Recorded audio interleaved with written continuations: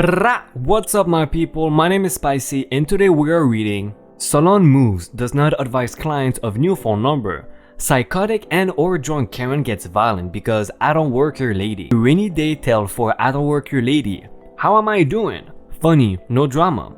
Mistaken for workers at a tree nursery, and finally, how on earth did she think I work there? But before we get into the story of someone being fed up with getting calls from a salon that moved, let me say congratulations Eros for the comment of the day. And guys, leave a fire emoji in the comments if you think the video is fire.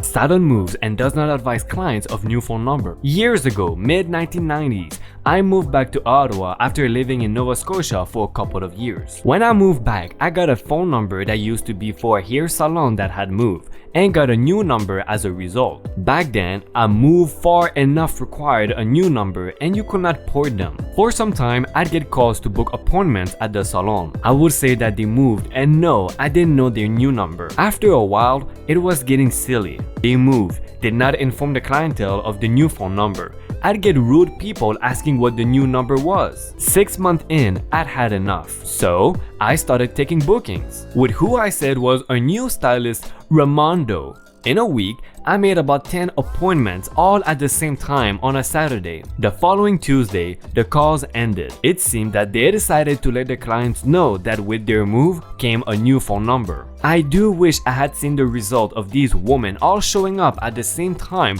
for an appointment with the fictional Ramondo. So how unprofessional do you have to be in order to move and have a new phone number without telling your clientele? This should be the #1 advice to fail in business. Do not tell your clientele what your next move is. Do not tell them where you're going or if you have a new phone number. Hell, don't tell them if you're into a new business. And now you're not doing haircuts, you're selling fruits, but don't tell them. For the next story, we have a German who's fighting with a persistent Karen who doesn't take no for an answer, and it is turning more and more into harassment. She is deluded and out of her mind. Psychotic and or drunk Karen gets violent because I don't work here lady. I am 20 years old and German. English is not my first language, so be kind please. Hey, it is not my first language too, so high five. I went to a very well-known electronics store here in Germany looking for some Nintendo accessories for my Switch. As I strolled through the aisle, an old lady approaches me, asking me where to find Steam cards. Since I know that I just told her they were by the register, the nice grandma was kind to me and told me she just thought to ask me because I was young and there were no employees nearby. So I helped her and went looking for my stuff again. I was wearing a red t-shirt and some really tight black pants. The shirt had Japanese sign printed on it as well, and I can't wrap my mind around how the next example thought I worked there. Now the story begins. As I pick up a nice case for my Nintendo Switch, I hear the signature, There was not a single person around before, so I immediately look up, and there she is, a real nice Karen. Mid-50s, short red hair, and secretary glasses. Never seen anyone's face scream, soccer mom more. Soccer mom equal SM and me is me. Duh. Excuse me, where can I find? She's reading from a note. The BenQ Zoe RL2755. It is a gaming monitor. Oh, I actually know that. I just got one for myself. I just bought a whole setup and the store is close by. 3 hours ago. I understand why you had trouble finding the monitors since they are not in the monitor aisle because they have a discount at the moment. I know, that's why I'm here. Here you go. And I'm pointing towards the monitor after walking her to the right aisle. I have back problems and I will need you to carry that to the checkout and to my car. No please and thank you. I'm not realizing she thinks I'm an employee. I can't help you when I finish my shopping, but I think you can ask an employee to do that for you. Haha, and you are so sure that you're just not being lazy? Pardon? If it is not your department, I understand, but acting like you don't work here is disgusting and lazy. Well, I really don't work here and I just help you because you asked and I knew where the monitor you wanted was. I saw you help that lady before, so I know you work here. I want to speak to your manager now. She was actually going from fake smiling to screaming in a second, and I was terrified of this woman. I told you already, I don't work here. Look at my shirt. You think that says the name of the store in Japanese? How can you even come to that conclusion? You're not getting out of this! Help! She literally, and I kid you not, starts screaming for help. You're insane! I start walking off at this point. I am terrified of this psycho. She had a real wild and insane look in her eyes. I don't know why I just started walking, but I was actually scared. Of course, Karen is not just going to let me walk. The psycho decides to, and I cannot stress enough to not make this story grab with her arm around my throat in a effing chokehold. Now I start smelling the prosecco. Just out of a reaction and panic, I forcibly fight my way free of the claws of the Karen, and I elbow her face accidentally. She is screaming bloody murder. I am a really sensitive guy, and out of reaction, I just start crying. Lol, I don't know how to handle what happened at all. Man, poor guy, he just started crying in the middle of the fight, in the middle of this whole situation. Poor man. Now Karen is bleeding and screaming, and I am crying. By now, employees have arrived and customers. Your colleague just punched my nose. Me weeping a little out of panic. I don't work here. She just grabbed me and I panicked. I am so sorry. At this point, I try to see if Karen is okay and want to help her up and apologize. I am a huge guy, 191 centimeters tall, muscular, and I easily weighed 110 kilograms. So I felt I could have reacted better to her assaulting me other than trying to break free with full force. As I apologize while still weeping, the psycho scratches over my face, hitting my lip, which started to bleed like crazy. Me and Karen are bleeding and I can't stop crying because my body just doesn't know how to deal with that stress. Now we're sitting in separate rooms in the store waiting for police to arrive a while. The police pick up my story and give me real dirty looks and make some comments. I feel like the ground under my feet is slipping away. I still could not stop weeping or the bleeding of my face. After about actual 45 minutes of being scared out of my mind, the policemen come back with Karen behind them in handcuffs. They told me that they had reviewed the camera footage and that my story checks out 100%. They were taking her in anyways for actually throwing her phone in one of the employees of the store's face while waiting in that room. I'm so sorry, but I don't know the context of this one. So they asked me if I would like to press charges too. So awful story with a kinda happy ending. One of the worst days of my life for sure. I am a real snowflake. That was too much to handle for me. Case is still ongoing. I can keep you updated. Her hearing is in a couple of weeks as this story happened shortly after the release of Smash Bros for the Switch and German court is slow as F. All I know is that she spent a whole night in custody, which makes me extremely happy to hear. Thank you for reading. I hope you enjoyed this actually, for once, real and extreme IDontWorkHereLady situation. This was definitely one of the worst IDontWorkHereLady stories we have read on the channel. This Karen was crazy, violent, and actually harassing the guy. Can you realize she made him bleed? I am glad the police officers actually look at the security footage because at first they did not believe him. They gave him dirty looks like it was not possible that he got assaulted by a woman. So the police thought, how can a guy this big and tall get assaulted by this woman? But what do you think? Do you think it is possible that a guy, even though he is this big and tall, can he get assaulted by a woman? And just men in general. I am asking you because many people believe that men cannot get assaulted by a woman, and if they do get assaulted by a woman, is that because they are weak? And when it's a woman who's assaulting a guy, well, she is crazy.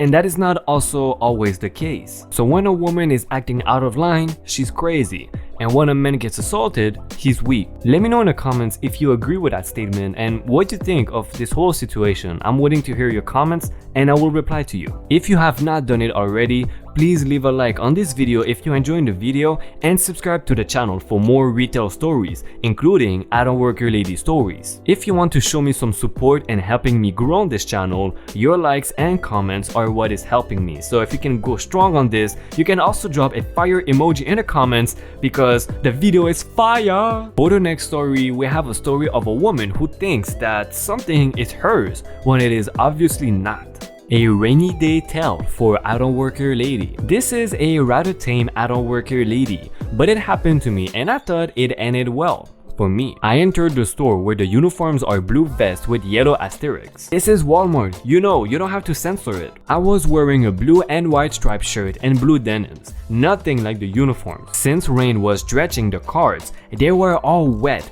and there were very few inside. Of course, there was nobody drying the carts for the customers coming in out of the rain. There were several people pushing carts toward the exit, but none offered their dry carts. There were some paper towel rolls about 20 feet away, so I grabbed and tore off a few. One cart was not as firmly stuck as the others, so I pulled it out and started wiping it down. At the point the cart was reasonably dry, a woman walked up, put her hand out and said, "Thank you." I pulled the cart away just before she grabbed it. There were no loud complaints, but she was surprised that I was not drying the cart for her. I said, "This one is mine," then grabbed the front of the cart and walked away with it. When I looked back, she was drying off a cart with a paper towel, the same that I did. This one seemed like an honest mistake. I am glad she didn't complain, she didn't make a scene, she was not violent. It seems to me like an honest mistake.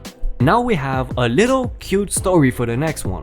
My job was in the same building as popular dating website whose commercials featured an smiling older man as the founder, usually being interviewed on how great his site was. I named the site, but I am not sure if there are any legal formalities, etc. Anyway, everyone from different buildings would gather at the same place when on their break. I got to know the people that work at the dating site pretty well, and they were nice to talk to. Occasionally, the CEO, the smiling older man from the commercials, would walk by on his way to the building, give a big wave and say, "How am I doing?" All of his employees will return the smile, wave back and say sincerely, "You're doing great, sir." He clenched his fist and punched it skyward and say, "That's great, see you in there." And we will resume our conversation. This went on and on during my company's stay there. A few times I would be out there alone, and when he walked by, sure enough, he would look at me, smile and wave, "How am I doing?" The first time he did it, I looked behind me, thinking that there was one of his employees around that I did not notice. But nope, I was the only one there and he was waiting for me to answer. You're doing good, sir. That's great. See you in there." Sounds good. This happened at least half a dozen times. He was so pleasant and cheerful, I didn't have the heart to tell him that I did not work for him. Truth be told, it was nice to get a smile and a chipper hello every now and then, even if he was not my boss. That is such a wholesome story. Cute, funny, I like it. 10 on 10, I love it. Now for the next story, we have someone being confused to be someone else. Mistaken for workers at a tree nursery. Now for reference, my dad looks heavily Hispanic. He was born in Costa Rica and moved countries to be with my mom. I look Hispanic too, but not as much as my dad. This will be important in a bit. If you didn't know, I'm half Canadian and Hispanic. My family and I have been growing a garden which we started last year, and it has been doing pretty good so far. Our new and very young apple trees had slightly suffered at the hands of deer, and one was mostly dead. We were surprised it lived. Thus, we decided to get a few more apple trees and found this lovely place some ways away. We were supposed to get the apple trees, but my mom was not keen on the idea of having them in the first place. However, Dad really wanted them, so a week or two later, I went with him. Once we get to the place, it looked very nice and we walk around before heading to the office. The guy looks at us. I was not really paying attention to what was being said. I kind of tuned in halfway through. "Have you talked to Jose?" No. "Enrico?" "No." "What did you say your name was again?" "John." "There's no one named John in my papers. I'm just here to pick up trees." "Oh." We got our trees and the guy was still super nice. We even brought some cherry trees and raspberries from him. And now for the last story, we have someone going from entitled to ashamed. Let's get to it. How on earth did she think I worked there? Today I have a little story, nothing special, about a supermarket visit I had. Firstly, before the story, I want to clarify I am on mobile, so formatting might be iffy, and English is not my mother language, although I hope you cannot tell that from my writing. I've been practicing quite a bit. With this said, let's start. This must have happened some 2 months ago. I went to a supermarket. If you're from Argentina, it's the one where the logo is green and the uniforms are a white button-up shirt and green khakis and jacket. close to my home to buy food for dinner with my grandma and mom. Since I was feeling lazy, I dressed up in dark blue jogging pants, a gray shirt, and black sneakers. Oh, I feel you on this one. I feel lazy 100% of the time, so I'm always in my sweatpants. I helped my mom with finding dog food for the big fluffy bastard that is my dog, and I was telling her go get some cream at the end of the aisle for a sauce I wanted to make at home. A client must have heard that last bit and assumed I work for the supermarket. So she came and asked me, "Hey, do you know where I can find the dishwasher soap?" I replied something along the lines of, "No ma'am, I don't know, sorry." And the lady scoffed and started walking away with a super entitled speed walk. I noticed and added, "I don't know because I do not work here. Maybe the cashier can help?" She went from entitled to ashamed real quick.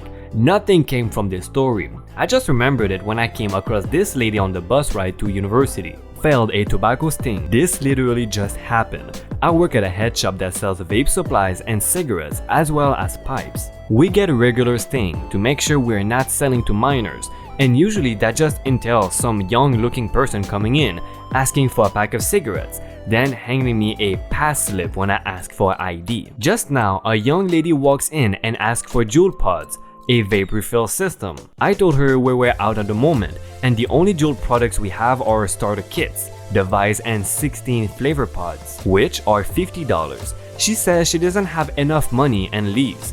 Not a minute later, a middle-aged woman walks in and tells me I had failed to ask for ID, even though we were nowhere near a cell. Nor was I near the register when either woman was in the store.